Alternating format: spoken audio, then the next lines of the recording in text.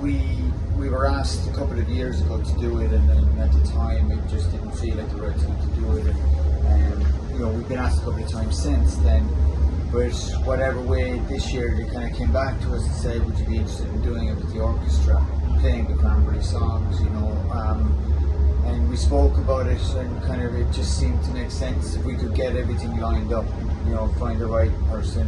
to stay on top of the tracks with the orchestra work for doing it, and luckily everything aligned, and it kind of seemed like the right time. And Dermot Kennedy,